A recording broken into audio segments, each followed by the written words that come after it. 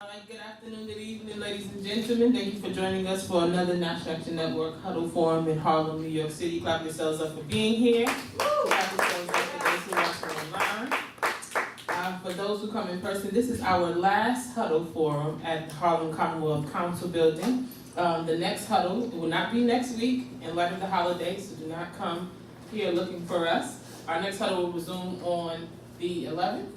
Is it the 11th? 13th. And we will be at the new building. The address of the new building is 6 Hancock Place.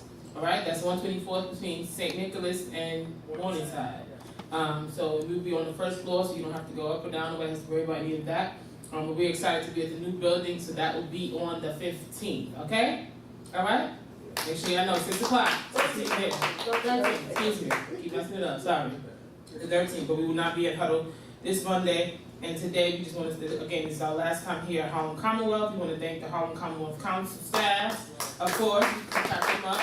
And of course, our Harlem office staff, led by Minister Christian, Lisa Goldie Harps, volunteers, AJ, Sister Audria, Sister Kathy, Sister Word, and everyone who comes in and drops in for the time being that we were here. They did a great job, and we thank them for holding it down.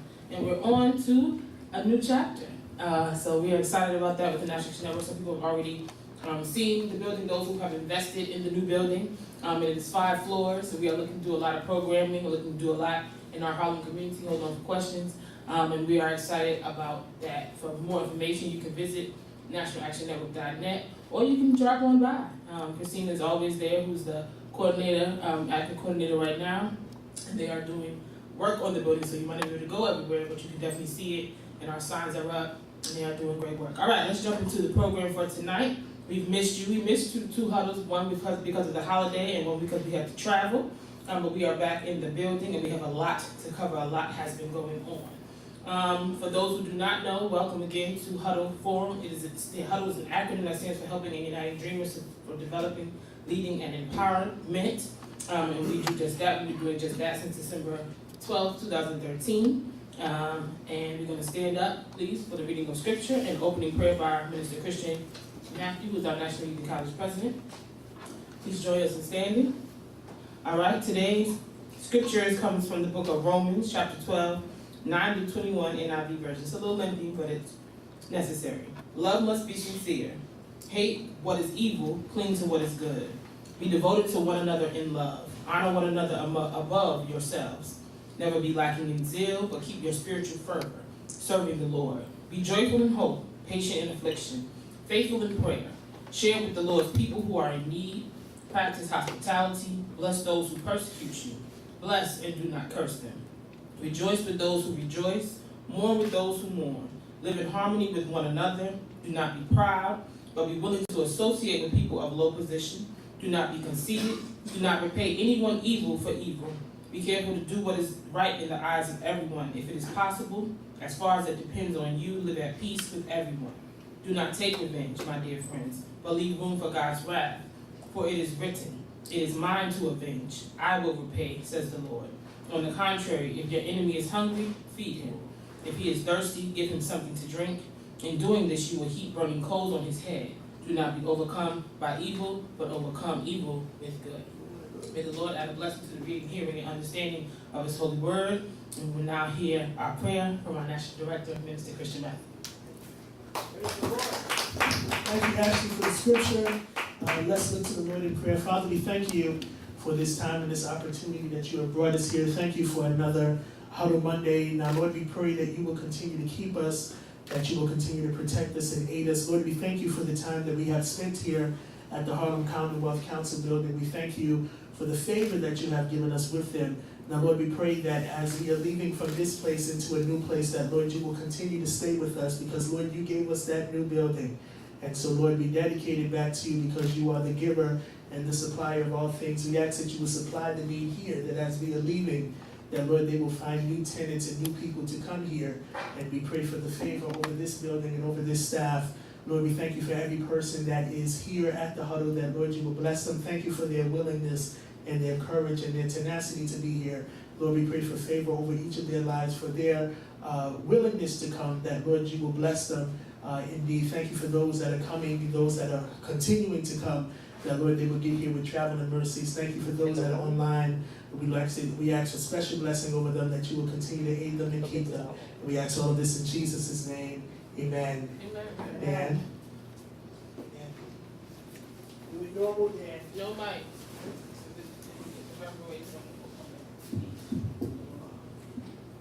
You want to help Dan with the little voice and sing? Please join us. No, it's okay.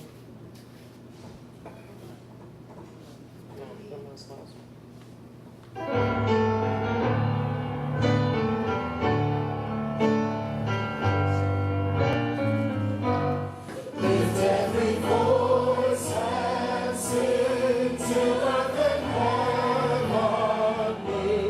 Ring with the harmonies of liberty. Let our rejoicing rise high as the listening stars. Let it resound loud as the rolling sea.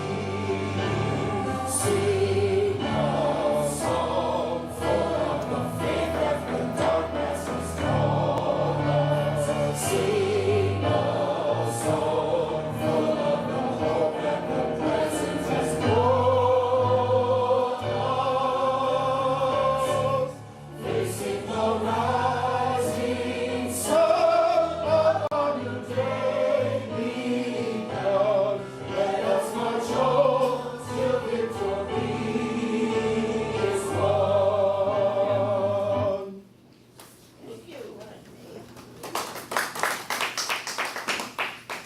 Thank you, Dan, and for all who joined us in singing the National Black Anthem with their voice and sing.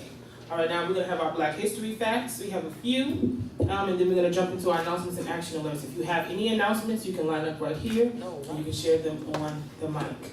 All right, we're going to be a little quick today because we have 4 Did You Know segments. So we're going to jump right into it. So today's Black History fact is for June 29th. In 1970, NAACP Chairman Stephen Gill Spotswood created a national controversy by telling the annual convention of the Civil Rights Organization that the administration of President Richard Nixon was anti-Negro, and he was pursuing policies inimical to the needs and aspirations of African Americans. On June 29, 1972, the United States Supreme Court ruled in a historic 5-4 decision that as it was being carried out in America, the death penalty was cruel and unusual punishment and thus violated the Constitution. What does that have to do with Black people? I'm glad you asked. The ruling also suggested that the death penalty was racist. At the time, 483 of the approximately 600 people waiting to be executed in the nation were Blacks or members of other minority groups. However, since the decision, at least 38 states and the federal government have reinstituted the death penalty by supposedly meeting Supreme Court guidelines. All right? And then we also have, because this week we will not be here for July 2nd, somebody also wanted us to read some Black History facts from July 2nd. July 2nd, 1777, Vermont became the first U.S. territory to abolish slavery. Let's clap that up. By 1783, New Hampshire and Massachusetts had followed Vermont's lead. The abolition of slavery was formally placed in the Vermont Constitution, which was formally adopted on July 8, 1777. A major force in the early abolition movement was a group known as the Rights of Man movement. And on July 2nd, also 1908, Thurgood Marshall. Anybody heard of Thurgood Marshall? Of course. All right, good. He was born in Baltimore, Maryland. Marshall would go on to become chief counsel for the NAACP and the lead attorney in the Brown versus Board of Education case, which led to the desegregation of the nation's schools. President Lyndon Johnson would, in June 1967, nominate him to be the first African-American justice on the United States Supreme Court because, as Johnson put it, it was the right thing to do and the right time to do it. And that concludes our Black History facts for the day. Starting off with our announcement and action alerts, we won't be here. This is the last Monday in June, but again, happy Gun Violence Awareness Month, happy Pride Month, and happy Men's Mental Health Awareness Month. Because we were not here for 2 Mondays, we missed our Pride presentation and our Gun Violence Awareness Month presentation, so we will be doing that in July to be catching up. But thank you to those who joined us for Legal Night this past Thursday. Was anybody present? I know Jay was here. I know Winston wasn't here. Anybody else was here? Well, I know it was a good legal night. We watched from it. We want to thank our judge, Simria Edwards of our NAN Brooklyn chapter. She presented along with attorney Joel Smelkin and his assistants. We also were, some of us went to the World Cup FIFA game. It was Ecuador versus Germany, and Ecuador definitely won. It was definitely a treat. Thank you to National Action Network and Airbnb for sponsoring. It was 29 of us who went, and it was a great experience. We'll talk about that later. But we just want to make sure. I know some people went to the Pride Parade. Some of our NAN members. Was it anybody you went? Ms. Waters? All right. It's always a good time in New York City. And I know the others who support. I know some people from Jersey went. Our Jersey chapters went as well, and I know some of our New York City chapter members went as well. And it was a success. It was safe. There was no issues. So salute again. Happy Pride and Happy Gun Violence Awareness Month. All right. Any more announcements and action alerts? Damien is coming. Let's clap him up. Good afternoon and happy Huddle Monday, everybody. We're a little loud today, huh?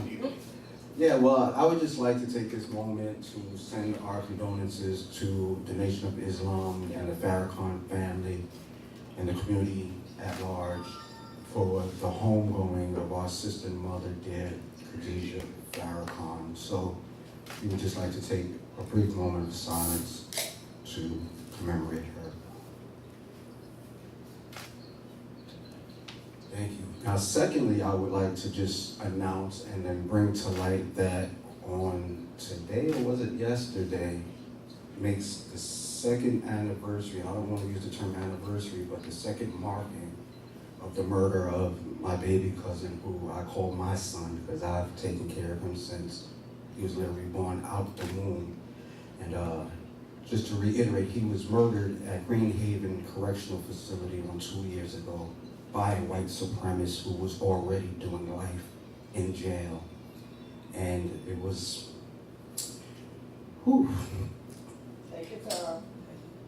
November, I would say it was October. Was it October? I'm getting kind of confused. No, it was now. But long story short, Jared called me and said, you know, I will be home in November for Thanksgiving, and I was just so happy and elated and excited that he was on his way home. I said, I can't wait for you to come home. I've been fighting the fight about warranty of habitability. The apartment been in shambles, and I finally sued the rental property owners and made a way for us to have a great place to live. And so I prepared a home for him to come home to. And unfortunately, before he could come home to me, he was taken from us by a white supremacist. And so I just say that to bring to light that we really need to focus on the correctional facilities, the prison systems, the jail systems as it pertains to the inmates. And it doesn't matter what color the inmates are, whether they're black, white, Hispanic, Latino, gay, straight, fat, white, whatever the case may be, they're there for a reason. And the reason that they're there is not to be beaten, brutalized, murdered, or mistreated. They're there to rehabilitate themselves. At least that's what a correctional facility should be about. And so I just make a call out to all of our elected officials, all of the people in our communities to stand up and speak up against what's going on in our prison systems. And I just ask that our governor continue to look into this. And I just would like to say, last but not least, that the individual that did murder him, thank God, on February 6th, 3 days after my grandfather's birthday, was convicted of his murder. So I just say that to say that, yes, we can still get justice if we stay true and stay involved. And so thank you very much. Thank you. Our condolences to you and the family. And thank you again, extending our condolences to Sister Khadijah Muhammad and the Fruit of Islam, Nation of Islam family. My mother and my father, and of course, longtime members of NAN. I don't know if Winston knew, Brother Farrakhan and Sister Khadijah, and Sister Karima and Brother Anthony. When Brother Sharpton was jailed a few times, I remember the nation sent members to basically watch over us as far as the House of Justice. And when he was stabbed, they sent members of FOI to stand outside the hospital to protect us. So always love to, we might not agree on everything, of course, but we definitely send love and condolences to them as they mourn the Queen Mother of that movement. All right? We're going to jump into our action alerts and announcements. We were waiting on our Vice Chair Dominique Sharpton to share them, but I will start. There were 2 announcements that were submitted. Who knows about Carmelo Anthony? All right, Maurice and Damien. All right, Carmelo Anthony is currently sitting in jail. I'm sorry, I didn't see him. In Texas for stabbing a young man, but he felt he was under threat.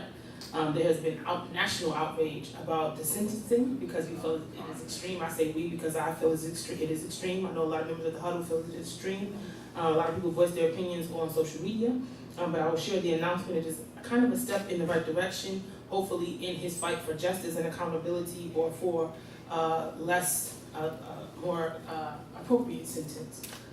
According to NBC Dallas Fort Worth, there's a group of 6 attorneys who announced last Monday that they will represent Anthony pro bono as he seeks to overturn his murder conviction and a 35-year prison sentence. Let's clap that up for those 6 attorneys. They were organized through Stand With Carmelo, many have seen all over the internet. The team includes Michael L. Ware of the Law Office of Michael Ware, Gary Bledsoe, Ben Crump Law Attorney Brooks Cluse, and Attorney Sean Deridia, and Justin A. Moore. So salute to those 6 attorneys who are doing the work pro bono. The development marks a dramatic reversal from less than 2 weeks ago when Anthony filed a pauper's oath alongside his notice of appeal, stating that he lacked the financial means to continue paying for a lawyer. Now, instead of relying on court-appointed counsel, the 19-year-old enters the next stage of the legal fight with a roster of attorneys experienced in appellate law, civil rights, and wrongful conviction cases, which gives him a chance to fight. So we're going to keep our eyes on that case. Our brother attorney, Ben Crump, is not directly on it, but his law office is on it, and we're definitely in the know. And Brother Justin Moore is also a friend to NAN, so we are definitely keeping our eyes close to that case and supporting locally as well as nationally. Also, there was a 1-year-old boy who was killed indirectly by the police. I think Brad talked about it a little bit on Saturday. His name was Cohen Wiley. Has anyone heard of what happened with that young baby? It's crazy. Mississippi, he was killed basically. I'll read the article before sharing my opinion. Before the outcry, before the demands for justice, before he was placed inside a small casket with a stuffed bluey, our family had looked forward to sharing simple moments with Cohen Wiley, who was just months away from his 2nd birthday and named by his maternal grandmother. They just put him to rest, so this is what that story is about. Those dreams ended June 14th, which was earlier this month, in a Walmart parking lot in the North Mississippi city of Senatobia, about 40 miles away from Memphis, when 1-year-old Wiley was shot by police responding to a shoplifting call. 13 days later, after his mother watched him take his last breath, she walked into a rural Mississippi church holding a stuffed bluey of her own to say goodbye to her baby boy. So long story short, the police officers were called for shoplifting. They say that his mom and aunt basically were shoplifting, and there was a call, and the cops ended up shooting at a target, a car. Basically, a car was trying to move, and they tried to shoot to stop the car, and little Wiley was killed. Again, I'm not a police officer, but I'm assuming the cops are trained to shoot to injure, not to kill. They could have shot the tires of the car. They didn't have to shoot into the car. They did not have to shoot at the people in the car, especially over shoplifting. No one was in danger. There was no extreme threat. So it's another asinine and use of extreme police force for no reason. And is there accountability right now? No, absolutely not. But this 1-year-old's life was cut short for absolutely no reason, and no extreme threat in Mississippi. There has been uproar. I will salute to the activists on the ground in Mississippi. There have been protests every day, literally. Our Memphis, Tennessee chapter has been on the ground as well, supporting. People from all around the nation has been calling for justice for baby Wiley, but it will not bring him back. So again, we have this issue on hand. Of course, NAN knows that they have our support. Brett was asked to do the eulogy, so they're working on another homegoing service with Attorney Ben Crump, who also has this case. Attorney Crump is calling for immediate release of body cam video from the fatal shooting, and authorities have said that they will not release the recordings from the event until their investigation is complete. So that's an issue right now, and we're keeping the pressure on them for that. But that is the first immediate call, is that we get the body cam footage of what actually happened on that day in Mississippi. But we want to send our prayers to the Cohen family and lift up baby Cohen in our prayers and our hearts, and just know his name, know what happened, because a lot of people don't know what happened. They just know he's a 1-year-old was killed in Mississippi. All right? All right. Any more action alerts or announcements? What did they do with the officer that shot the Nothing. Nothing? No. Not even suspended from No. the, so they, Nothing. they. There's been no accountability. There's supposed to be a fleeing felon rule too. You're not allowed to shoot a fleeing felon. Like even if the shoplifting was legitimate, Mhm. officers are not allowed to use force like that. And that unless- law stands in Mississippi?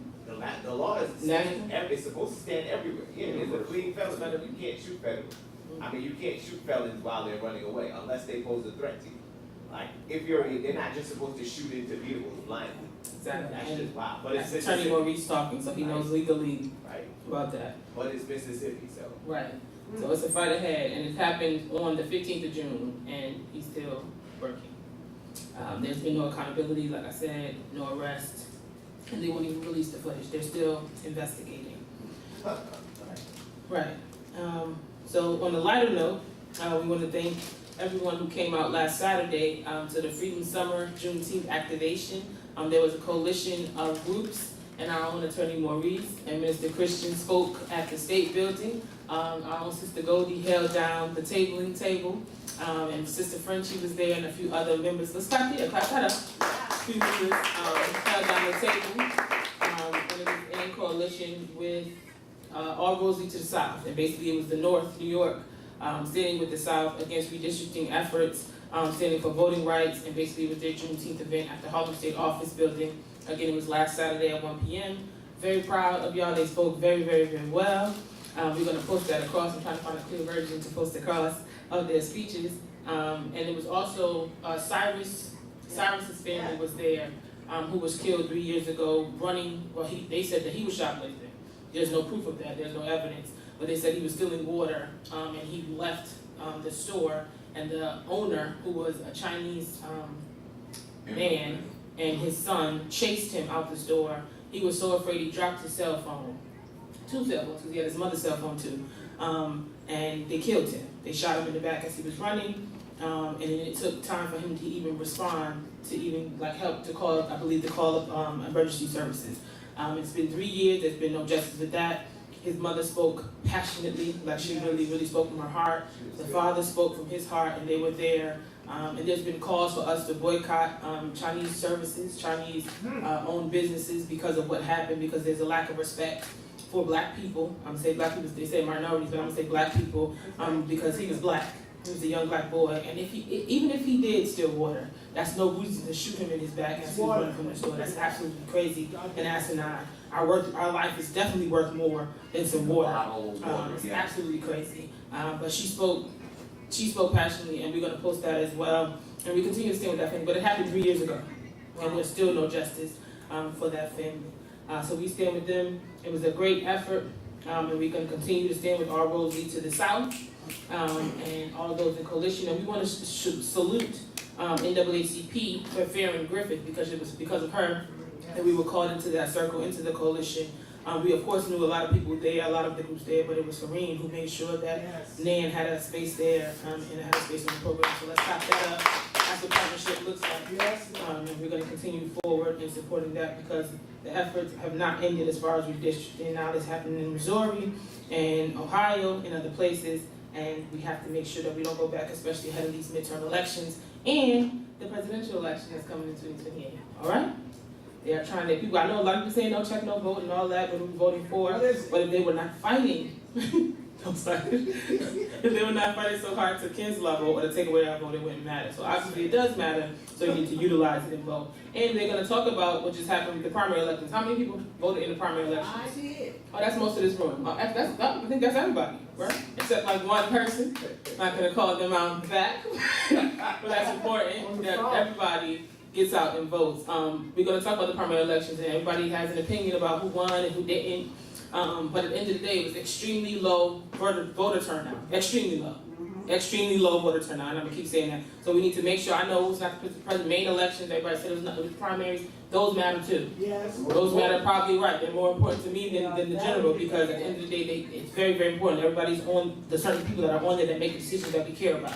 So we always talk about it and complain, but when it's time for us to use our voice and use our civic engagement, we're not doing it. And we're not taking people in the house. You have people to just leave and go to vote, and you have a whole bunch of people in the house that can vote too, and you're not taking them to vote, right? All right, but I'm not going to digress. We have 4 Did You Knows, and they're going to talk about all of that. All right, so we're going to jump into it. Our first Did You Know is from Damien. Damien is first. Let's clap him up as he comes. He's going to talk about the rent freeze. There was a victory. Some people are mad about the rent freeze, but he's going to talk about it because he's been on the case. I can't. Christian said he's mad, but he's been on the case. He has been agitating, texting my phone and sending all his footage about his speeches at the rent freeze rally, so he's successful in his efforts. So let's clap him up. Thank you. I would like to also first start off by congratulating our friends over at CASA and the Block and all the other organizations that stood up all around the city, from all the boroughs that came out and educated us and supported this effort. I know there's some people that are upset about it, but we can discuss that at the end of this article. So the article starts off as New York City Rent Guideline Board approves 2-year rent freeze fulfilling Mandani campaign pledge. Tenants in about 1 million rent stabilized apartments will not see their rents increase for the next 2 years after the New York City's Rent Guideline Board approved a first of its kind freeze at annual hearing Thursday night. The 7-1 vote marks the first 2-year rent freeze in the board's history and fulfills a key campaign pledge for Mayor Zohran Mandani, who named 6 of the board's 9 members. The decision applies to rent-stabilized apartments and buildings with 6 or more units built before 1974, as well as apartment buildings that receive certain tax breaks. Again, certain buildings that receive certain tax breaks or government subsidies. The freeze applies to new 1-year and two-year leases beginning between October 1st, 2026 and September 30th, 2027. Hundreds of tenants packed the theater at El Museo del Barrio, singing and chanting about tenant power ahead of the board's decision. Many in attendance who had helped propel Mandani's successful campaign for mayor, which featured a viral vow to freeze the rent, held signs demanding a rent freeze. At least one attendee blew a whistle to punctuate the slogans resonating through the auditorium. The tensions peaked before owner Representative Maskin Wynn cast the board's final vote, as he read a lengthy statement saying that the policymakers should focus on reducing expenses rather than raising the rent. Tenants erupted with chants and whistles before erupting in cheers when voted in favor of the rent freeze. After the vote, tenants spilled into the streets celebrating. Organized tenants made history today. New York State Tenant Block Executive Director Samathi Kumar said in a statement, Mandani's promise to freeze the rent for millions of tenants fueled a successful campaign for mayor last year. During Mayor Eric Adams' 4-year in office, the board approved annual rent increasing totaling about 12% on 1-year leases. The board had previously approved 3-year rent freezes, all during Mayor de Blasio's administration. Despite Mandani's campaign pledge, the mayor alone does not determine the annual rent increases or freezes. Instead, the mayor appoints members of the Rent Guideline Board who are tasked with examining financial data, considering testimony from tenants and landlords before casting their final vote. Landlord groups, the board voted last month to consider a range of possible outcomes, from a 2-year freeze to a 2% increase on 1-year leases and a 4% increase on 2-year leases. Landlord groups, I like to call them rental property owners, groups assailed the vote, saying owners need to increase revenue much higher to keep up with their own rising costs on insurance, fuel, and labor. The Rent Guideline Board ignored its own data and made a terrible decision tonight Real Estate Board of New York President James Whelan said in a statement. New York State rent laws cap how much property owners can increase prices, regulated apartments, placing significant pressure on the board's annual decision. Verbiage is very important. Property owners, rental property owners, two different things. We'll discuss that later. Hours before the vote, property owners Representative Christina Smith resigned from the board. In a statement shared with Gothamist, Smith said the board had crossed a legal line by pursuing rent freezes despite data, she said, contradicted the decision. In a statement after the vote, Mandani said the decision reflected the Rent Guideline Board's independent review of financial data and public testimony, which means they listened to the words and the cries of the people, not the rental property owners, as previous administrations have done. This is a historic victory for New York City tenants, Mandani said. After reviewing the data and hearing from New Yorkers across the city, the independent RGB has delivered a rent freeze on 1-year leases and for the first time ever froze on 2-year leases in our city's history. This is the relief that working people across the city deserve. Policy experts have said that the city's rent stabilization system preserves affordable housing for tens of thousands of renters who are protected from exorbitant and unpredictable rent increases. A report released on Monday by the anti-poverty group Robin Hood found rent regulations kept roughly 140,000 New Yorkers from slipping below the poverty line. New York City faces a profound affordability crisis, said Robin Hood CEO Richard Burry, a former deputy mayor. Families in stabilized apartments are already cutting back on food, utilities, and basic necessities just to stay housed. This is a developing story, and we will keep you all updated. Do we have, thank you. Do we have any questions, concerns, or, sure, comments? Good evening, NAN family. I just want to make a comment, is that we are definitely elated about this rent freeze. However, stay mindful that some landlords are extremely upset, and with them not being favorable to this decision, there will probably be some consequences, i.e. repairs, hot water, elevators, cleanliness, locked doors, heat, etc. So when you're making these complaints to them for whatever your issues might be that need to be addressed in your unit, please be mindful to contact 311. Make sure that they are aware so that they are going back and doing an investigation. Also, for those who have vouchers, okay, some landlords are not sending in the lease agreement. Okay, so as a tenant, if you have a voucher, I'm just use Section 8 for instance, and you send a copy of your return lease agreement to Section 8 and you submit it, it has to come from the landlord. Now, some landlords are not doing that. What does that really mean? What that means is you give them the lease, say at a voucher entity, and they're looking at it, but what they're going on is your last lease that the landlord submitted, and they're making those adjustments of increase toward the tenant, right? And so your tenant share is escalating inappropriately according to your rent increase that had occurred. Now, what does that mean? That means there needs to be a check and a balance between the landlords and Section 8 accountability. Because if landlords are supposed to turn in their agreement and they're not doing it, what's going on?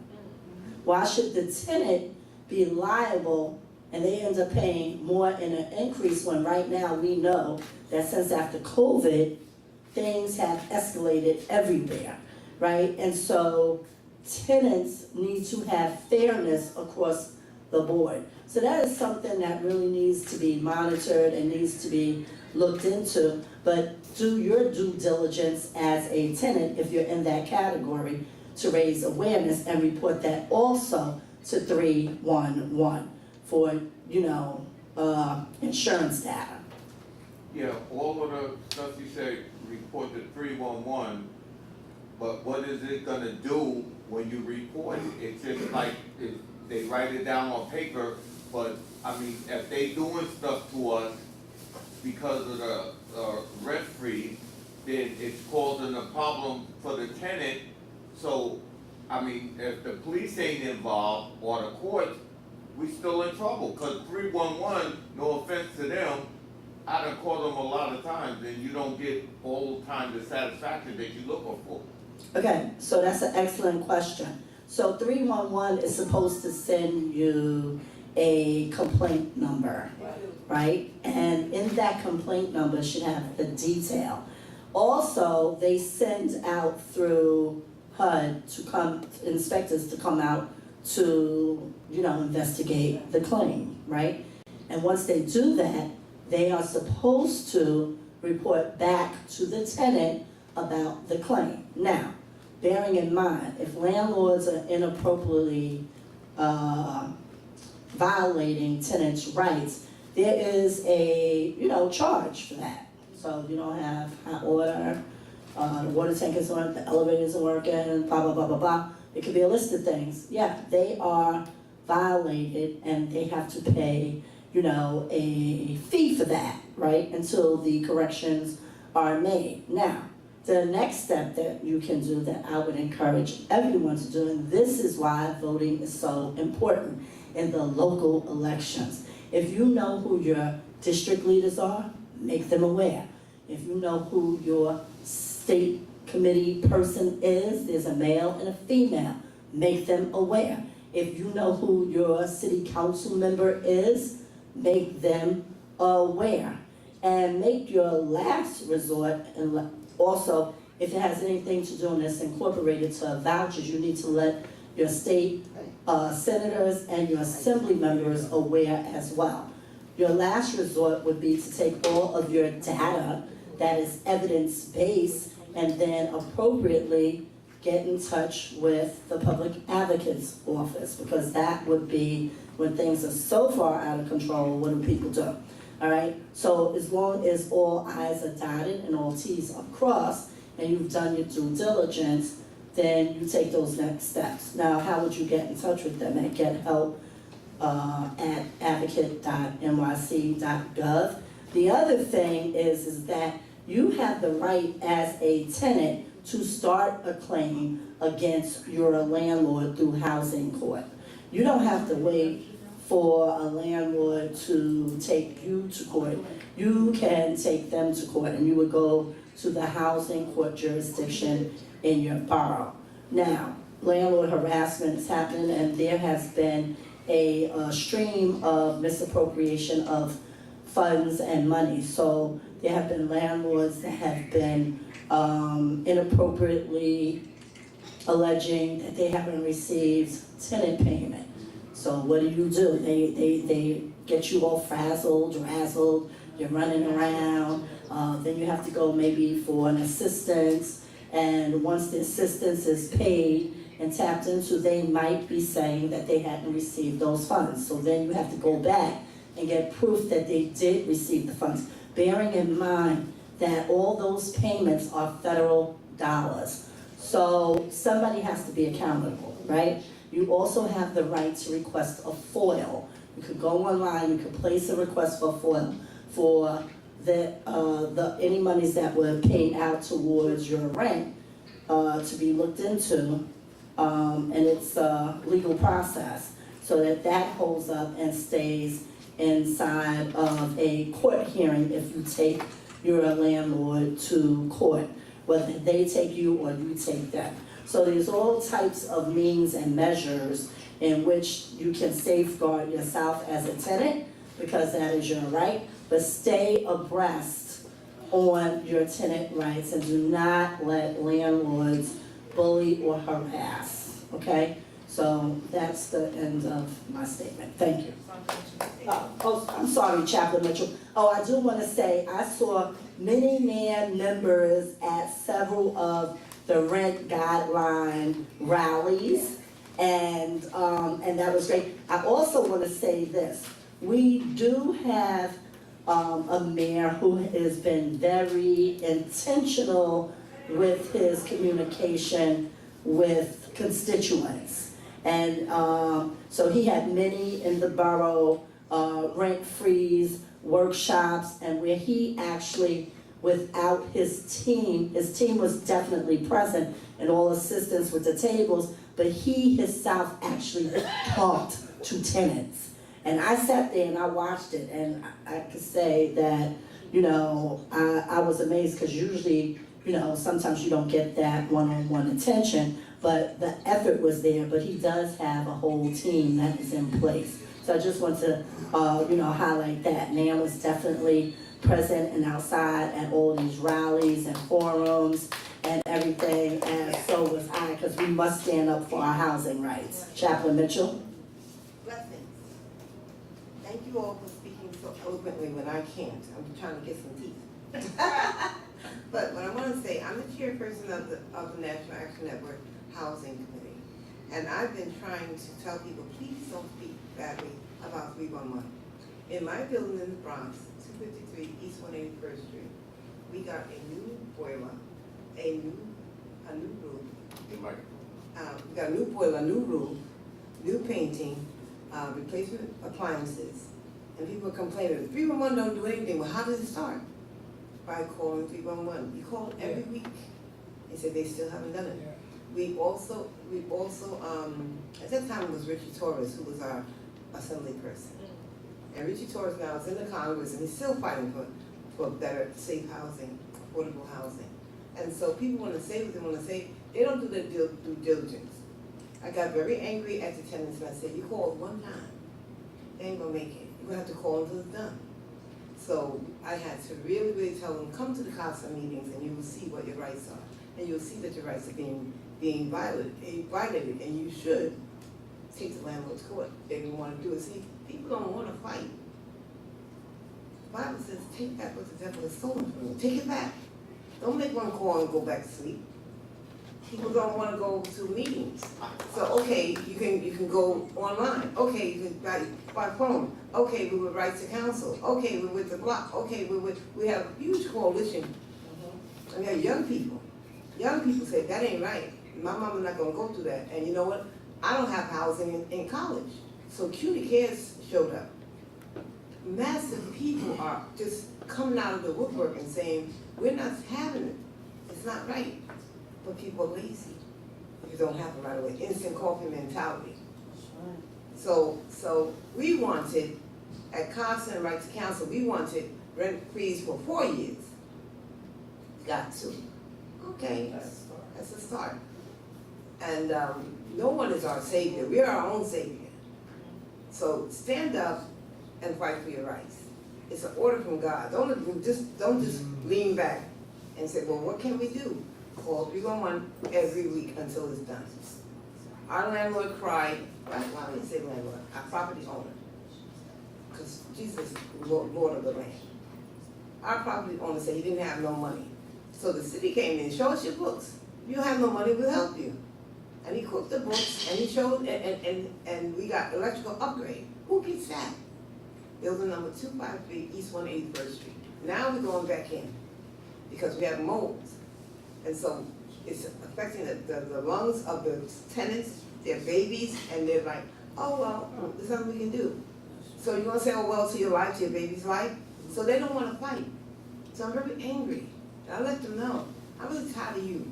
I'm tired of you, and you. That you complain with a loud voice, but then you don't want to do anything. So if you're not going to do anything, get out. That's just it. And so there's many ways that we can fight this, and they don't want to fight, but I'm going back. I'm displaced from my apartment because we have a rat infestation around the community. My street cat said, I'm out of here. It's too many of them. And I'm out. See ya. You know, cats are very, very smart. And then my dog, my little Yorkie, she said, these are my playthings. I'm out. And then when the rat got on my neck, I said, I'm out. So we're gonna fight. We're gonna stay fighting. And those who want to sit back, then they're not gonna get the services they need. Thank you. And just to kind of piggyback off of Brother Walter said, as far as 311 is concerned, it's not that we're beating up on 311 or beating up on HPD, but unfortunately, many people have called 311, and so many times HPD would come out and say that they came out, nobody was home, and they'll leave a notice, but people don't know when they're coming. So when you make a 311 call and file a complaint, people don't just sit around at home waiting all day for 311 to show up. So there's certain policies within HPD and 311 that need to be worked out that I'm really hopeful that this administration is gonna revamp, recorrect. We're just sharing. I mean, I'm just sharing, just sharing that, unfortunately, I don't like to beat up on past administrations, but it's because of past administrations is the reasons why HPD, 311, and a lot of some of these other city municipalities just dropped the ball. So I ain't beating up on nobody personally, I'm beating up on the administration. So is there anybody else that needs to come up or have any other words that have anything to say regarding this issue? You know what, I wanted to know, is that 311 information going to the mayor also? To him directly? No. I don't know, I'm just asking. Well, it should go to HPD and whomever is the head, whether it's the commissioner of HPD or the supervisor, somebody head in charge is supposed to get that information and do some follow-up, and an investigation is supposed to be made after that. I know one And there of should the, be some follow-up. I know the 311 people do say that information, some of that information is supposed to go to him. I don't know. I just asked. Yeah. Well, I'm sure he should be briefed on some of the things and the data which is taking place in his city. The data's collected every day. Let me just say, in my own capacity, not speaking for the public advocate who I work for, however, just speaking as a person who is knowledgeable with the system, is that those reports are supposed to go to HPD and to HUD, right? And then those departments are supposed to send an ongoing detailed report to the officials' offices. Now, it's not gonna go, I don't think, directly to the mayor, no. However, you have to do your due diligence and take accountability for what you need, okay, and for what you want. And that's why you take those reports, because they're evidence-based documents, right? And then you go to the next level, and I explained those levels. So you gotta start district leaders, state committee, then city council members. You need to know who your elected officials are. And when you're getting subsidy money, of course, it's state, senator, and assembly. So you have to know who your officials are. You let all of them know so that they can get involved, because all those offices have a team of people, constituent services, or community liaisons that are supposed to be able to help in advocacy. When it's out of control and they are not doing their due diligence, that's when you come to the public advocate's office. You understand? Because then our constituent service department would do a detail, well, who did you speak to? When did you speak to? So this is why I always tell people, when you have issues going on, you always have to have a notebook next to you with a pen. You must ask the person who you're speaking with, what is your name, your full name, the date, the time, and what was said. You have to have some type of timeline to show your due diligence, so that you know when you're reporting to these other offices who you spoke to, because that's what they're gonna ask you. Well, who did you speak to? When did you speak to them? Because they have to follow up. And you must have the appropriate contact information, which is the correct phone number, office or cell. Yes. Yeah, what happens if you talking to them and you ask them for all of that? And they don't give it to you? Right, and they refuse, because sometimes they That say, happens. my name is Judy, or my name is David, and they don't give you their last name, so you can't really prove who it is, because if it's 5 Davids there, or 5 Judys there, how do you know which one made the call? So let me give you a tidbit, all right? And this is public knowledge. Any city agency or elected official agency, those phone calls are recorded. And they can be false. So even if the person does not give you their last name with their first name, as long as you have the time and the date and the line that you're talking to them on, okay, because they'll figure it out. They'll find it. And when people are working for the city or the state in any capacity, in a public service role, and even all the city agents, they're always supposed to have their IDs on, and they're supposed to appropriately give you their full name. I mean, what is there to hide? If you're doing the right thing, you have nothing to hide. But that is the ruling, you know, according to city agencies. They always tell people keep your ID on, and that's so that constituents can get a visual. They're supposed to say who they are, but we know that sometimes that doesn't happen. So just keep mindful of those tidbits, okay? Okay.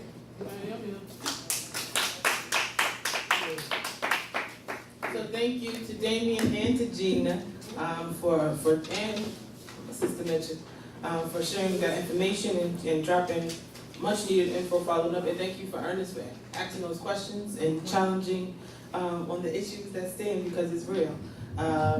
And G's not here in her capacity for the Public Advocate's Office, but it's great that she has information that we all can value as a community. So thank you for your advocacy, and thank you, Dee, also for your advocacy, and Sister Mitchell, and the Housing Committee of the National Action Network's New York City chapter. All right, so we have a little break, food, because we are running low on time. Today's menu, we have fried fish, fried chicken, rice, string beans, and salad. Is there anyone here who wants everything? Because they want to bring the food in here. If you want everything, please raise your hand. Okay, if you don't want everything, we ask you to just go in and let them know what exactly you want on your plate. But let's put your hand up real fast so I can just let them know. 1, 2, 3, 4, 5, 6, 7. Yes. Okay. I'll text. Sorry, those who are watching. That's in-house work. And also, we want to just some good news. Brother Gary Wells has been attending Huddle for 2 months now since we came to the Harlem Commonwealth Building. I think he came to the first one, and today he officially joined National Action Network. So let's clap for him. We're excited to have you, brother. We need more men at the National Action Network's New York City chapter, so we definitely want to engage you and we welcome you to the family. And it's good to see our young brother. He presented at one of our last House of Justice huddles, and he did a strong case. He got the whole room rocking. So it's good to see you back in the building this parking lot. And we hope to continue to engage you as we go to the new building. All right, Daniel, come on, and then next is Minister Christian, and Brother Maurice is going to take us home. And we're going to be swift because we have to move fast. All right, B? Let's clap him up. Greetings, salutations all again. Shout out to the investigations. There's a lot of them going on, and this particular reading has much to do with the Epstein files. The name of the article I'm reading is Judge Orders DOJ to Turn Over Some Unredacted Epstein Files. And I'll begin with mentioning United States District Judge Emmett Sullivan is the judge that ruled. The federal judge is ordering the Department of Justice to turn over unredacted versions of some of the files related to the late convicted sex offender Jeffrey Epstein. Or there is an option to express explicitly or inexplicitly. The article doesn't particularly effectuate whether it's explicit or inexplicit, pertaining to expressing why the materials were withheld. The article goes on to mention that the judge, Emmett Sullivan, Honorable Judge Emmett Sullivan, sided with an independent journalist who sued over the withheld materials, concluding that the Trump administration likely violated the terms of the Epstein Files Transparency Act. The Department of Justice has until July the 2nd, I believe that's July the 2nd in the current year, to either turn over the documents with less redactions, namely identifying the sender and recipient of some emails and the names of co-conspirators included in a draft indictment or explain, quote, why the redactions should not be removed. I do not find that there would be a whole lot of explanation, but come July, we'll see what's going on. There are multiple key points that the ruling has to do with, specifically those emails, the co-conspirators, as previously mentioned, and also publish a log of all redactions. In addition to DOJ has been ordered to hand over notes from the FBI interviewee, Trump accuser. There's also a part of the article that mentions there's an order of DOJ to release senders of email regarding recruiting young women, and that is recruiting for sex trafficking via the Epstein cartel. I'm calling it a cartel. If y'all would like to argue about it with me at a later date and time, we can have that conversation. The article mentions, among the documents included in the ruling, Judge Sullivan ordered the DOJ to hand over the underlying notes from the FBI interview with a woman who accused President Donald Trump of assault. Those claims were uncorroborated, the article mentions, and Trump has denied the allegations the article mentions. Yet the DOJ has released the interview reports from some of those interviews, but not the underlying notes. Duly noted, there are some quotes in the article. The article states, quote, it says, quote, the key are the 14 to 15-year-old girls. I am a sexual pervert because I say they are now of reproductive age, end quote. Said one email sent to Epstein in year 2025. The article alludes to the fact that there's another quote that says, quote, my heart goes out to you, brother. Being called a sexual pervert is no fun, end quote. And these are very serious quotes. The Epstein file is extremely voluminous. There is a whole lot going on with the Epstein investigation, and whoever wrote this article chose to not only include that quote or those quotes, but also, quote, she is like Lolita from Nabokov, femme miniature. Looks like there's some type of smiley face because it's a colon and a parentheses, and then it says, so now I should send you her type of candidates only, end quote. And that was another email sent to Epstein in year 2017, according to the article. The article mentions Judge Sullivan rejected the Department of Justice's argument against releasing the materials and concluded that the Public Integrity Project, a public interest law firm, demonstrates that independent journalist Katie Fang was harmed by the materials being withheld. And that's a very important detail, especially considering the line of work that Katie Fang does. The article has a few other things mentioned. I just want to check in. How are we doing on time? Do we have more time? All right, since we have more time, we'll go on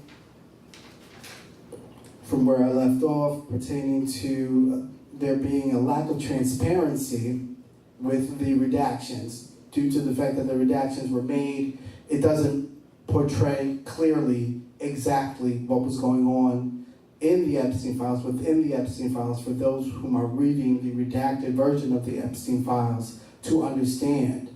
The article mentions, quote, the court concludes that Ms. Fang satisfies the second part of the test. She is suffering the type of harm, lack of transparency that Congress sought to prevent by requiring disclosure of the information and the disclosure of the information that Ms. Fang seeks would help her in her work, end quote. And that was, I believe, a note from the ruling, if not a part of the ruling. The Public Integrity Project is mentioned again in the article, and it mentions the Public Integrity Project said that the ruling will ensure, quote, the public will finally get transparency around Jeffrey Epstein and his network, end quote. Article, as I mentioned, is judge orders DOJ to turn over some unredacted Epstein files. A section of the article that I found particularly interesting is where the article mentions as criticism. It says, however, the department faced criticism from some lawmakers who questioned whether the department has violated the act by withholding some materials and missing the deadline to release the files. That part right there pertaining to not adhering to the Epstein Files Transparency Act outright can be considered a violation of the law in argument. The article mentions some Democratic lawmakers criticized what they call, quote, completely unnecessary redactions, end quote, in some of the files, and said that the Department of Justice had failed to redact the names of some victims. That could potentially be predatory, and that to me is very, very concerning, whether or not some of those victims are on or a part of a witness protection program that may be existing in their state of residence or dual residence. The article continues to mention Acting Attorney General Todd Blanche has stated repeatedly that the Department of Justice has complied with the law, but that is questionable. The article goes on to state, even as he has acknowledged that the department continues to withhold millions of more pages that he says aren't relevant to the law's demand, either because they are duplicates or contain explicit material is mentioned in the article, and I'm not sure how to interpret what exactly Attorney General Todd Blanche means when he cites or states specifically explicit material. That to me is very questionable, and I'm not certain what the appropriate contextual meaning of what he means is, so perhaps he should be questioned further. The article mentions in April, the Department of Justice's internal watchdog announced it was launching an audit into the Department of Justice's compliance with the law. So that is the reading I present this evening. If any time remains for inquiries, question and answer, please let me know. Otherwise, I believe we'll be moving forward with our itinerary for this evening. I see a raised hand. Person raising your hand, would you like to state what your Yes, statement I is? just wanna know, they say Trump's name was in those Epstein files about 1,000 times or more. What about the rest of his cabinet? Because, I mean, some of his cabinet might have been in there too. I hear, what about Trump's cabinet Yeah, being in the Epstein files? And that is very possible. And that is certainly something that an investigator would be more inclined, having had been assigned to the investigation or accepted the assignment to that investigation, to answer them. Excellent, excellent, excellent voice statement pertaining to what about President Donald Trump's cabinet being in the Epstein files, listed explicitly by name or title. Excellent, excellent. At this time, I'm going to yield the microphone. I will yield from the microphone, and if there are no further inquiries, God bless Huddle. Amen. Amen. Great job. Thank you, Dan. All right, next we will have Minister Christian or the voter turnout, and then followed by our last Did You Know on DSA and their impact and the next election by Attorney Maurice. All right, let's pay attention. These are very important topics. All right, I'm gonna be quick because it's late. Oh, what happened? Oh, okay, I'm sorry, you scared me, made me nervous. All right, she ran up here, I'm tired. Had a lot of church yesterday and then I've been here all day. All right. Voter data shows the lower turnout, but there were pockets of engagement that have boasted what they are calling insurgent candidates. This year's primary election didn't energize the city's younger voters as much as last year's election. So a lot of people thought that a lot more younger people voted again, but that is not true. Details are showing different. Less than half of the voters who turned out for last year's mayoral election voted during the primary. But key constituencies of young voters in liberal neighborhoods, powered Democratic Socialist Mayor Mondani's preferred congressional candidates' victories. This was not by accident, said John, who is a political science professor at CUNY Graduate School.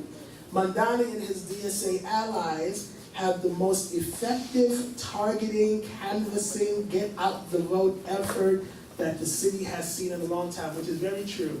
And I believe the Mondani effect should really be studied because that man has a way of galvanizing people with just smiling, which is a little scary sometimes.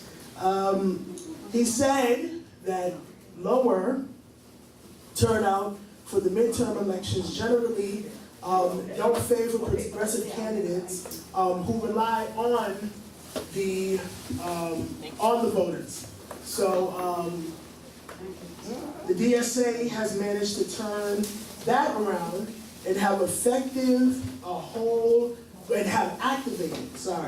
whole group of young, well-educated people who care about things like child care and etc.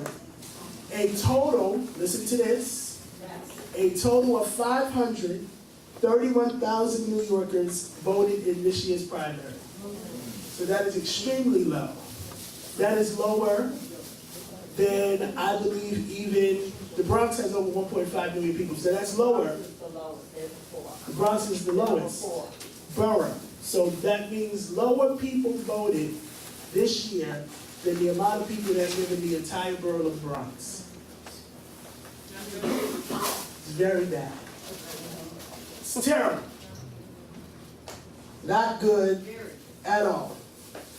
That's a turnout rate of 1 in 6 registered Democratic voters, but roughly the same number of voters that turned out in June of 2022. About 32% of ballots were cast early, compared to 34% last year. And overall, in the 4 most competitive congressional districts, turnout rates of voters younger than 34 were less than they were in 2025, were less than half of what they were in 2025. So that's another sad thing. In congressional districts like New York's 7th congressional district, which spans parts of Brooklyn and Queens, younger voters helped carry Claire Valdez to victory. About 18% of voters in that district were between 25 and 34, which is very good for a congressional district. And so salute to Claire. Claire's a very nice lady. I met her 5 years ago, and she's very wonderful and has been doing great things in the Assembly, and now she's going to the Congress, hopefully. Yes. By contrast, turnout rates for voters over the age of 45 were under 14%. So more younger people voted in that congressional district than older people. 14% of folks over 45, which is very bad. And that district is now skewing to a younger, more younger area with people under the age of 35. Then it's now about 35% of that area where Claire Valdez may or may not serve in that congressional area, which that is very, everybody can have mixed opinions to that. They'll say that older people are being run out, but it's also good to see that more younger people are able to move into certain areas. It's So that shows there might be something good on that. Let's go through the numbers. So, the turnout by age in the 4 tie congressional races. District 7 had the most. They had over 20,000 people between the age of 25 to 35. 20,000 people, over 20,000 people. They also had over 5,000 people between the age of 18 to 24. District 10 was the next highest, with a little over 15,000 people, and then those that would follow after. So, the reason why this needs to be studied is because we are dealing with, right now, a lot that's going on in the country. And so this primary, even though it was a primary of, what's the word? Yes, a primary of Democrats.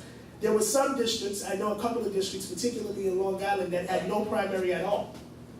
There was no primary because there were no challengers. So you can't vote for nobody, you know, if there's no primary. There's no contesting. So the turnout in the 4 most competitive congressional districts, the voter turnout in 2026 for District 7 was 64,000 compared to 108,000 last year. District 10, 79,000 compared to 140,000 last year. District 12, 92,000 compared to over 152,000 people last year. So that's just showing the contrast in the years. That's for the congressional district. So we need to just keep that in mind. So now what we have seen is that last week we saw Claire won. Brad Lander also won. He was not a complete DSA candidate, but he won. He was the former comptroller. And then Daria Alilex, she also won. All 3 of those folks were endorsed. Yeah, what did I call it? I don't know what you call it. Yeah, Daria Alicia. I didn't say Daria Alicia? Uh-oh, Lord, I'm sorry. Sorry. Listen, Daria Alicia. Daria Alicia. She won that area and took out the incumbent, Yes. which was very shocking. No. Not a lot of people completely, okay. Not a lot of people thought that she would win. But she took out somebody who's been there for 10 years, well, will be there for 10 years, and that's it for him. He's done. Claire Valdez did not take out an incumbent. She went against somebody who was propped up by what they call the establishment. Now, there were a lot of people hoping that Antonio won only so that they could get his seat as world president, but that's a different conversation for a different time. One of them being a young lady from Brooklyn who doesn't really like me that much, but that's okay. No, she doesn't. I'm not going to say her name on the camera, but she might be watching. No, she doesn't like me. It's okay. She's a council member, too. All right. And she's your council member, Ashley. Okay, moving on. All right, I'm saying that's me personal. I'm not talking about that. Let me do like Miss Gina. That's me Christian personally. I ain't talking about nobody on there. Okay, anyhow. Yes, okay, take 2. All right. Yes, Miss Gina's going to come. If there's anybody that has anything to say, you can come. But we had Brad Lander. Oh, Brad Lander, that's the last person. He also took out Dan Goldman by a very huge margin. By a very huge margin. And even before that, they said that he was going to win, and he did. Now, Dan Goldman has a lot of money. If y'all don't know the family, he comes from, just look at his last name, Goldman and Sachs, and all those other people, Wall Street people. He had money behind him, and still took them out. Antonio Reynoso's another one. Money. They threw money at this man. The lady, what's her name? The Puerto Rican lady that's leaving. I forgot her name. But y'all know what I'm talking about. She's a congresswoman. She loves that, by the way, when you call her that. I forgot her name. But, oh Lord, I see it, but I can't say it. She threw money. They gave a lot of money to Antonio Reynoso's campaign. And he still lost to Mondani's person. So I think that the Mondani effect should really be studied. But Democrats should also take heed to what could happen in 2028. Isn't that over? Go ahead, Ms. Tina. Thank you, Christian, for that header. All right, so let me just intervene a little bit. I don't know if we want to call it the Madani effect, because what it is a DSA effect. All right, because DSA, I will agree with this. They have interesting strategic planning when it comes to the aggressive field work without you seeing them. So let's just, and that could be something that all parties can learn from. But what I want to say mostly is that we have to look at those polling numbers again later, because right now we're into post-election. And so what does that mean? That means we have to look at all of the other ballots that are coming in, the absentee ballots. And so there's so many versions of those that are coming in, not only from the military, but other fields. So those numbers might be slighted a little bit, but I do want to say this. We know that the strongest population of voters are women. Okay, and women are very powerful people. I do want to say this, because everybody's going to listen to the umbrellas and, to grandmothers and TTs and everything, right? And so they do have an effect on community as well, because they're really the gatekeepers of their community, the eyes and the ears of what's going on. However, we do know sometimes, considering that this was a Democrat primary, what we have to be gearing up for and preparing for is, which is what I said before the primary, is the general. Okay? So we need to actively be participating in voter registration drives, and then encouraging people that when they register, they must participate and vote. It's more to it than just registering to vote. It's participating in the voting process. So what does that say? I don't know. It might have been that maybe there's not that many Democrats around, or it could be maybe they just didn't feel like voting in the primary, because it has that effect. So we don't really know the real answer to why those numbers were low, but they were in particularly very low. But we still have more numbers to look at, after post-election, but we need to be mindful of the upcoming election in November. So we have to encourage people for voter registration. I love doing voter registration. I will be partnering with National Action Network as a member, as a Huddle mom, and also, in my professional capacity with the Public Advocate's Office, because we do believe in the voting process. Right now, because we have our voting rights at serious jeopardy with Section 2, we must be diligent in our right to vote, especially as people of color, as they try to erase us out of that equation. But what I do want to say is that when people come into this pool of voting and they're able to take out an incumbent, that is a red flag that people who are in the seats need to be fair when they are serving their constituents. You must not be picky and choosy. Your office must be available to all constituents, whether you like them or you don't like them. That is not how this works. That is your job and your responsibility as a public servant to serve all, because guess what?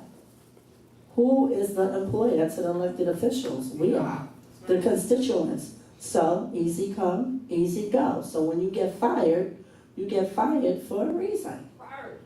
You're not doing your due diligence to serve all. So we must look at that. every time when we're putting people in. But in all fairness, it is also our responsibility to go there to let them know what we need. You can't sit around and just complain. Now, Christian, you said something that was very interesting.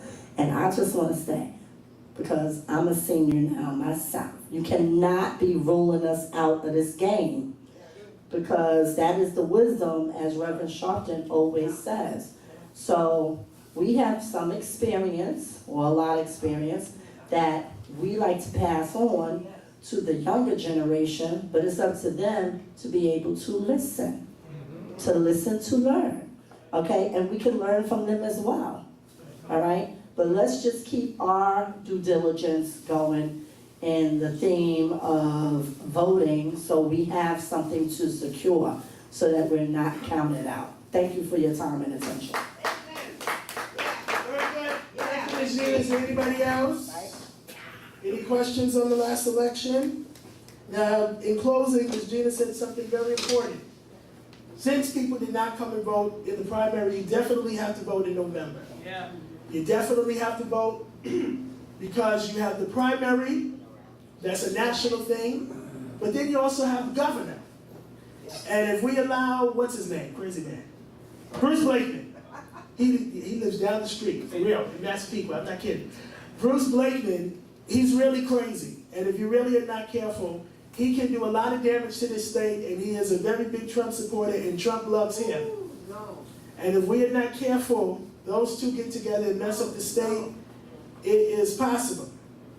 So we need to be also mindful that that election is coming. Then we also have to keep our eyes on who is going to run for president.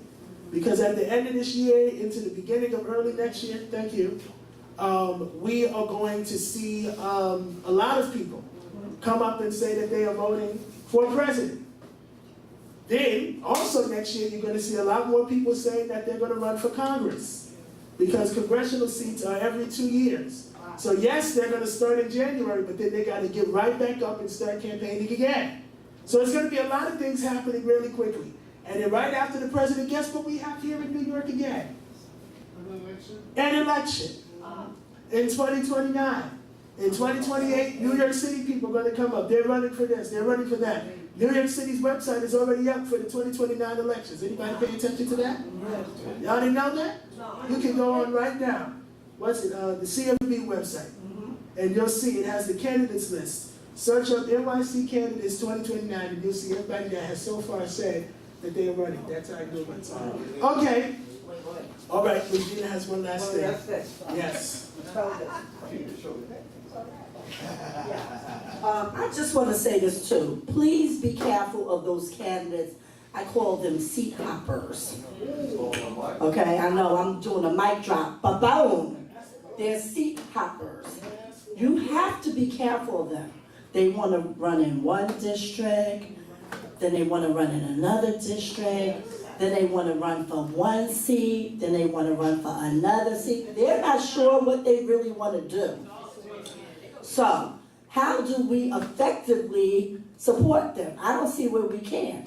If you're confused about where your loyalty is, or what district you live in, or what district you want to represent, or what seat you want to represent, because you have to remember, the bigger the seat, the more responsibility. So if you want to go local, then you want to go state, then you want to go, what are you doing? You don't know what you want to do. You would not be the person I would even think about looking at, because your views have to be according to the district that you would serve. So watch out for the seat hoppers, because not only do they spread out differently in the borough or district, they spread out borough to borough. One time they want to go and they want to represent Manhattan, or they want to represent like Washington Heights, then Harlem, then El Barrio, and then the next thing you know, they're going up to the Bronx, or then they're going to Brooklyn. Like, they don't know where they want to go. Like, how many times can you really move in New York legitimately? And so you have to be able to be registered at a set location by the time you get ready to run. So we have to make sure that those locations are correct, That's why it's very important when petitioning season comes, that you have the right people getting your signatures as well. Because petitioners, and it happened just recently with some folk, they're telling people, oh, I need to get you to sign this because I'm getting $3 a signature. What? Does the candidate know that you're saying that? I'm not signing that. I'm not even looking at that. And I'm gonna let other people know in the area, don't sign that. Don't sign that.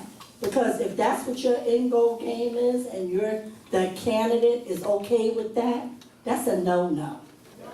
Right there. So there's so many things that we have to look at. All right, I just wanted to put that out there in closing.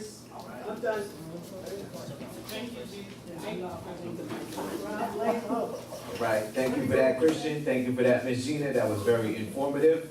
Now, Christian and I read similar articles, so I'm gonna give you guys the condensed version of mine, which is kind of like what I think about mine. So I'm again talking about the rise of the Democratic Socialists of America, specifically in New York, Mamdani's big win, and how Mamdani was able to get 3 of his people in office, which is really big. We're talking about Daraliza Abilia Chevalier. Is it Chevalier or Chavez? How do you pronounce it? Chevalier. Okay, Chevalier and Claire Valdez. So they had 2 big races. The races didn't really pan out the way people expected them to.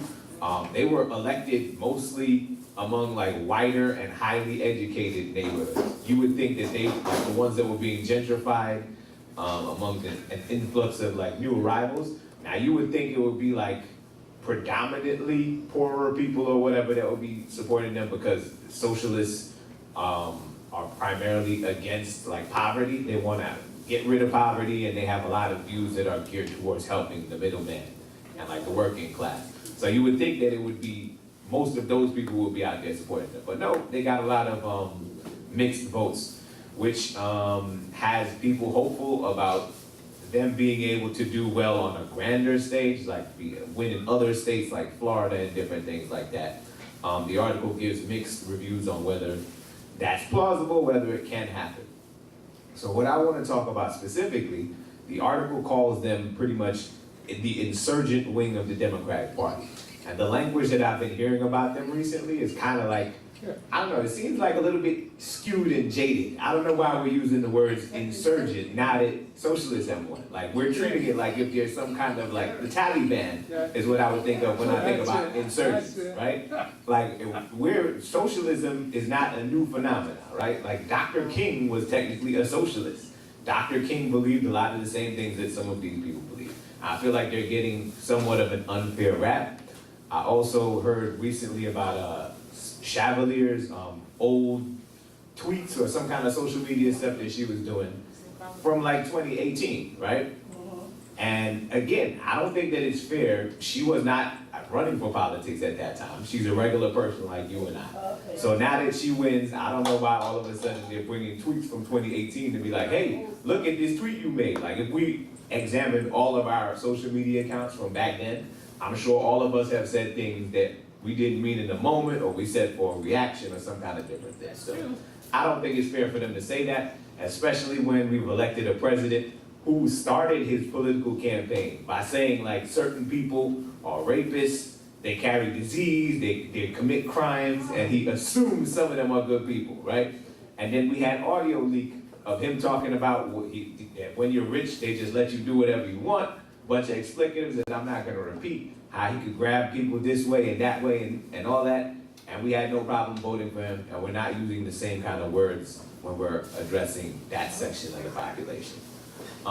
So I want to know basically what people think about the Democratic Socialists of America as a whole. I want to know, like, do we think that they're getting a fair rap in this election? Personally, I'm not opposed to having socialists like win. As long as it's not if we're looking at the far left, it's like they'll be the socialists. And then the far right and the socialists who want to basically make things better for everybody, right? Like Mamdani is a socialist, but he's made things better for the city. Everything that he's done has basically helped us. He made campaign promises, And this is one of the first mayors that I'm seeing in a long time that has said, I'm gonna do this, I'm gonna do that, and there's no excuses. There's action. He's done pretty much all of what he said he's gonna do already. So I mean, I'm all for that. If they can be effective and work, I don't care if we have slightly different ideology, I don't think that we should be infighting, right? Now, this article discusses a lot of infighting between the candidates. Specifically, I think that so the two races were very different too. So Chevalier won a majority of the vote in both predominantly non-Hispanic white and black precincts, including much of Harlem, and a historic center of African American life.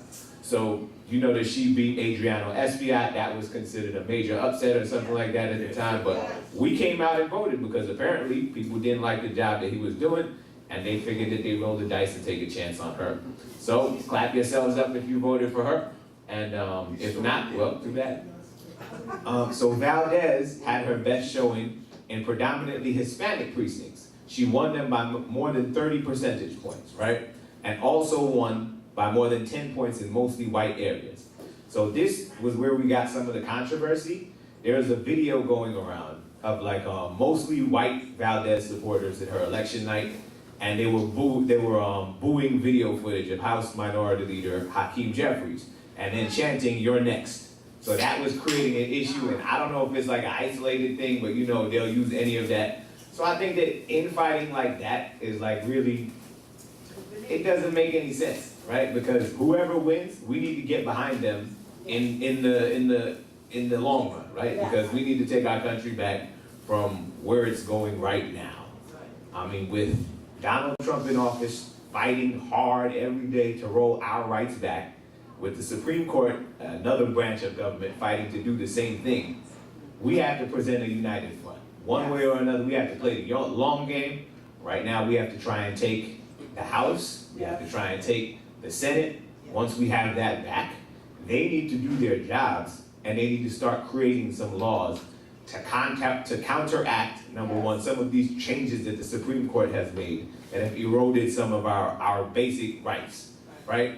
And then after that, when we're looking toward 28, once we finally get a Democratic president again, we need to work on adding some more numbers to the Supreme Court to fix the problem, balance out the court, right? Or we need to create term limits that give them a shorter term. So I just want to know how you guys feel about Democratic Socialists of America, how you feel about Democratic Socialists in general. Do you feel like they get a fair rap, or do you feel like they're a threat to democracy, or some of the stuff that they're saying? Come up here if anybody wants to tell me how you feel about that. Mic is open. What was the question? Democratic Socialists of America. Do you guys think that they're getting a fair rap? I think me and Christian were having a conversation about this earlier. So tell me how you feel. Okay, my thing on the Democratic Socialists of America, the only concern that I have about DSA is, you know, they're a little wacky in some of their views and opinions. They're different from the Working Families Party. They're different from a lot of other parties. The mayor, I love the mayor, everybody knows that's my buddy. But even the mayor changed his mind after a while. We have to admit that. After a while he said, no, I'm no longer DSA, I'm just a Democrat. He changed his mind because even he knew that he might not have completely won if he continued on that DSA track. And what we were saying, well, what I agree with Damien, what he said is that a lot of people like to say, well, Dr. King was a socialist. Yes, he was a socialist, but he was more of a, what's that word you use? An integrationalist. There's a difference. There's a very stark difference between the two. In a way, he was a socialist, but he was more of an integrationalist, which I agree with. So DSA, I think we really do have to be mindful. I think what Gina said is more important. It's not a Mandani thing, it's a DSA thing. DSA really has a way of mobilizing quietly. Because Daria Lisa came out of nowhere. I mean, just out of nowhere. Claire Valdez, she was a little bit more, she was already somebody, you know, so it was a little easier for her. But Daria Lisa out of nowhere. Christian Joy too. Yes. Yeah. They even have somebody in DC now. So now we're seeing they have somebody in DC, they got an attorney general in a different state. So we're seeing these little pockets of DSA nationally. And so it's almost, it's a little shocking. But I think that the reason why people are receptive is because it's something different to the traditional aspects of things. But what I don't want us to get is too much in this hype of the DSA, because I just don't fully trust them yet. Something's a little off, and anytime I say something's off, I'm always right. And I'm 99.9% sure that those DSA people are gonna mess up, and it's gonna bite them in the tail. And I just pray it doesn't have nothing to do with the mayor. That's my prayer. But he keeps smiling. I keep telling y'all about that smile. I love the man. I swear I love the man. I really do. So yeah. I went to the Knicks game with him. It was great. So everything's wonderful. But that smile, yes, on your face. But me and Maurice were talking. But what I really think is, this is my real opinion, I'm going to give it to Gina, is that the Democrats need somebody that is progressive but not too progressive. Because the issue is that you don't fight the extreme right wing with an extreme left wing person. I think we need somebody directly in the middle. I think the way to bring everybody together, bipartisanship. I think that was the best thing that President Biden ever did. I think he was the only president in modern history, even more than Obama, that could bring both sides of the aisle together. Who's that? Joe Biden. President Biden. He had the most bipartisan bills. He had the most ever. I don't think any other president has showed what it meant to be bipartisan, to have bipartisanship than President Biden, with people from both sides of the house. So I think we need to find somebody that's right dead in the middle. Not too extreme with the progressiveness, but not too conservative in their views. Yes, Mr. Gilchrist? I'd like to know, what's the difference? Isn't Social Security socialism? Social Security, isn't that socialism? When you talk about socialism versus capitalism, now, Social Security is a social program. So technically, is it socialism? Yes, but it is not full dependence on the government, because do you not pay in to your Social Security? I pay into Social Security. Exactly. Yeah. So that's why you are getting the benefits of it. But somebody that does not, or that did not pay into Social Security, do they still get it? Yes. No. No, unless it is disability. There's a difference between disability and Social Security. See? So you paid into your, so that's where the capitalism still comes in, because you still had to take some of your money, put it in there to even get the money. And I just learned that you don't get the full thing from Social Security, right? You pay whatever you paid into it. Yeah, they take it. We're golden! Okay, I don't know where she's at. But I just know, sorry, I forgot we are live. Lord have mercy. Okay, come on, Ms. Gina. But I know that Goldie and Kathy Payne were teaching me this last week, is that you don't fully get all of it. So is Social Security socialism? Yes and no. It is a social program, but you still had to do something capitalistic in order to get it. It's not just the government giving you, just to give you. Okay? That's the answer. All right. Before Ms. Gina comes and talks, I'm gonna put my 2 cents in this. I think that it's less about socialists, and I think it's less about the DSA. I think it's more about somebody who came out, who's Mamdani, that put them on the map. And I think he said, I'm going to do X, Y, Z, A, B, C. They said the ideas are radical. I want people to have free bus fare. I want people to have free health, free at home daycare and stuff like that, right? And all the things that they called radical were stuff that everyday people said, you know what, I'm willing to take a gamble on this. I don't care what he stands for. I don't care that he's a socialist. He's saying he wants to make my life easier. Everybody else has said this and they haven't done it. So let's give him a try and see what happens. And this is a candidate, unlike a lot of other candidates, that's unbought and unbossed, and came out and said, I don't care what anybody says, I'm gonna execute. And I think that's what people are getting behind more than anything else. They'll say, I don't care what you stand for, as long as you are gonna come out and fight for us and you're gonna stay in the fight. Now, Christian was saying that it's good to choose somebody maybe in the middle a little bit more, not too far to the left, not too far to the right, and stuff like that. And I say, yeah, it sounds good in theory, but then I think sometimes we get people like Chuck Schumer. So it's like sometimes they're very good, but then it's like there's a learning curve for people like that. So he'll come on, and it's like he has to get his lunch money taken first, and be like, all right, I'm gonna let Trump get away with this, but I'll give an excuse or something like that. Then he'll stand up and fight. But I feel like some of the socialists are right in the middle. They're like, we're gonna fight from day one.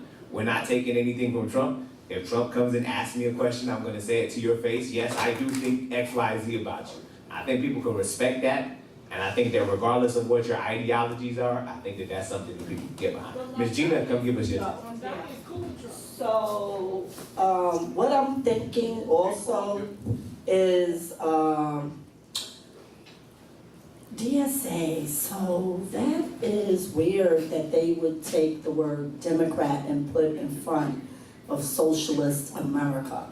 Because I don't know if that is to kind of make not a division, but to cause a misinterpretation of what they're really standing for, because Democratic Socialists of America are more on the capitalistic side when, they're really grassroots, okay, so we can give it up for them.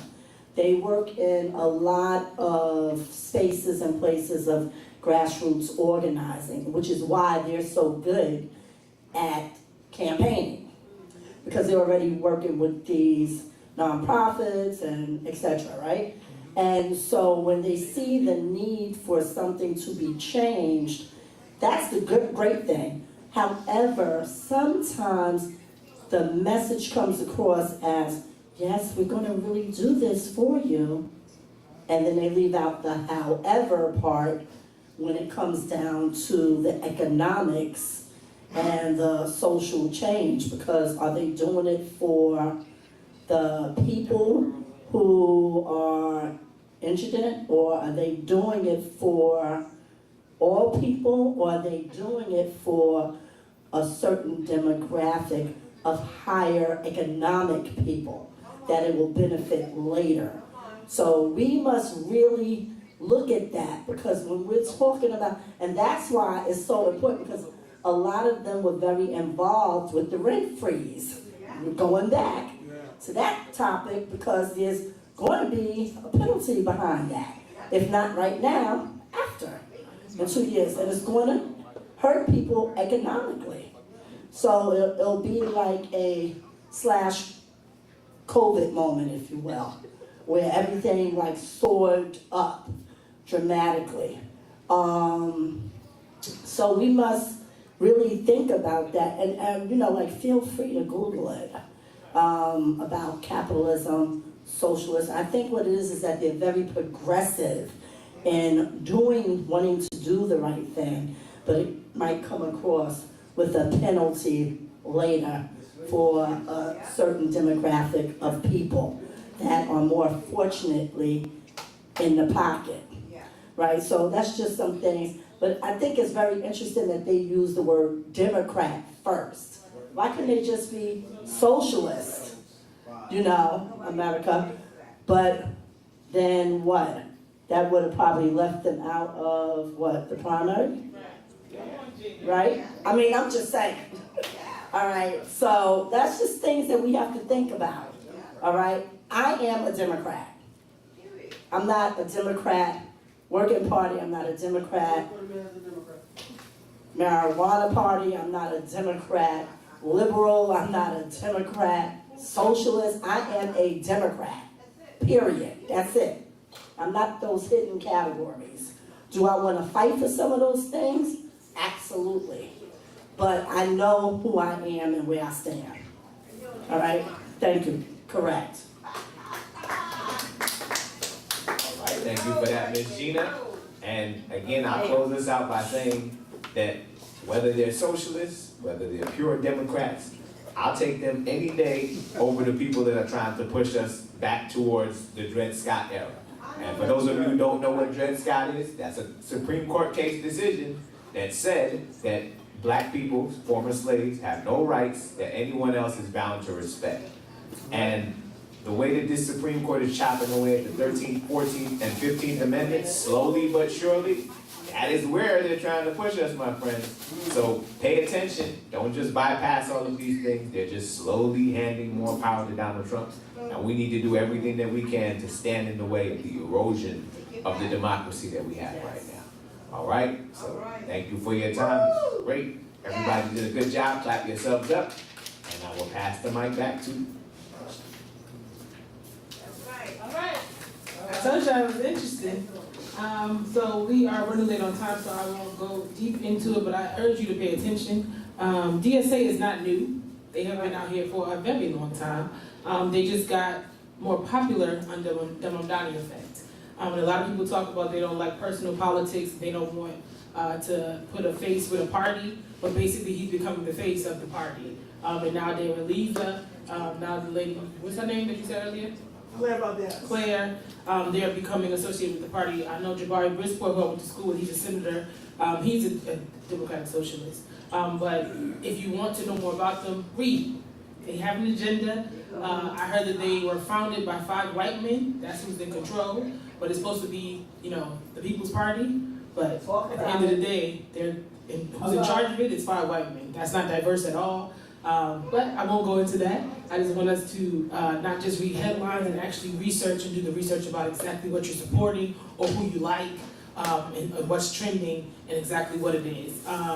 I will say, vote. I think we all need to vote and be engaged with the vote. I'm very, very proud. Jalen showed me he's registered to vote, and who knows when you can register to vote in New York State, or New York period, for the midterm elections. October 24th. So we have to basically get the vote. A lot of people think that we can't register to vote. We can register to vote. So let's clap them up in the back. Not register to vote. That was our one person who did not vote in the primary election. But we are preparing them, and I'm excited about that. But that's what we need to be doing, is educating those on what's on the ballot, and making sure that everybody is registered to vote and getting to the polls, right? No matter who you vote for, you need to vote. I'm a Democrat like G. I'm not here to twist and turn you, but I know who is more so for me than against me. We're trying to get the leader, Hakeem Jeffries, in. I personally, I'm not saying that as NAN, but I say that personally. I know there's a lot with APAC and a lot going on. But you also have to remember the midterms. A lot of the DSA candidates, and that's what Tish James is saying, is basically, can they face the Republicans? Do they have enough power? Do they have enough behind them? So it's great to believe in the dream, but we need to win. So we have to, we have to have a strategy. We have to get what we want across and know exactly what is on the ballot and what they're actually stand for, and then get those candidates in office. All right, but I will not go on that tangent because it is late. How many people know how many days we have until the March on Washington? I can't. Okay, how many people know when the March on Washington is? August 28th. So we are 60 days today. 60 days today from the March on Washington, and we need you to register to get on a bus to join us. We are in New York City. There's going to be massive buses. Christian has a lot of work to do to follow them in the office, and Lisa and all of our partners. Reverend Devestoon is our National Field Director. Is making sure all the buses are handled. If you look at any of our pages, basically the work is being done. All the issues that we talked about tonight and more will be discussed at the march with deliverables, with not just people complaining, but actual resources and answers to our issues. You're going to hear from some of these people that we talked about and some of their opponents. But basically the biggest issue that we are talking about is voting rights, protecting the right to vote, defending our vote. And we have several partners already. Our SVP, Ebony Riley, is working diligently.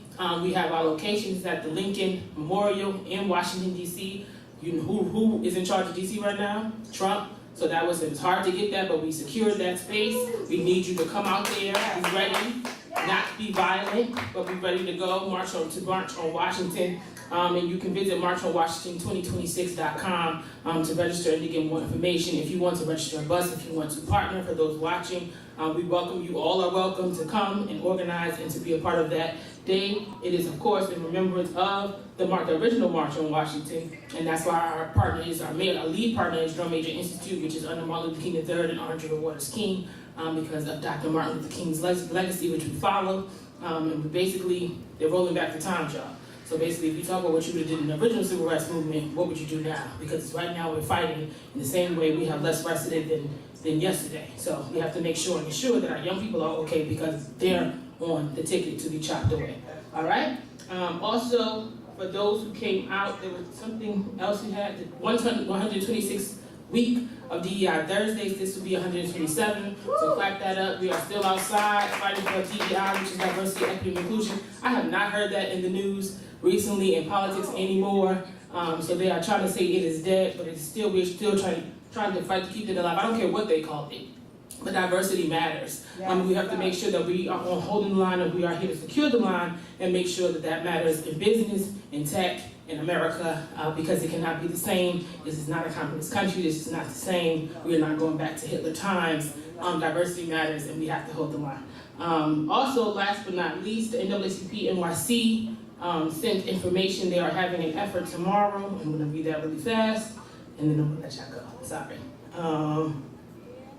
Farine sent it, and it will be tomorrow, Tuesday, from 6 p.m. to 7:30 p.m. at Dwyer Cultural Center, 258 St. Nicholas Avenue. It is a community chat and chew about understanding hate crimes and bias incidents and knowing your rights and community protection in regards to LGBTQIA. It is free. You just have to register, so you can go to their page, which is NYC NAACP. And register to go. Again, it is free at 6 o'clock in Harlem for those listening and for those who are here. And they will also be serving food. And also thank you to those who came out yesterday to the Bronx. We were a part of the Kids Can Be Kids 11th annual parade and fun day at Gleason Park, where Mother Adele welcomed us to be a part of it, and Damien came out, our Bronx chapter lead was there, and a few of our other members came out, and it was a great time. They had a lot of young people, so we are building towards our bigger Bronx huddle. We're going to be gathering at Sharon's Baptist Church, where Reverend Miles Travis Boyd is the pastor, so we're working on getting young people out from the Bronx to gather there at least once a month. And also, speaking of the Bronx, I guess this is the last announcement. Pastor Miles Travis Boyd just released his first book. Let's clap that up. It is about basically his mother who died in 9/11 in the Twin Towers, and it is called The Purse That Was Left Behind. And you can get the book on Amazon today. And we salute him. He's a young pastor in his 30s, and we have known Travis since we were little. He's been part of NAN, and he has helped to actively build our Bronx chapter. And we salute him and we support him. So those who live in the Bronx, we will have a huddle coming near you, and we're excited about that. So basically, talk to Brother Damien here, because he's our lead for the Bronx huddle, and we're excited about that. And shout to Thomas Coswell, our National Action Network, shout to lead as well. All right, let's stand up and close out. We got our food. Thank you very much. Thank you. And let everyone put their hands to their right hands up, and repeat after me. May the Lord watch between me and thee, while we're absent, one from another. Amen. All right.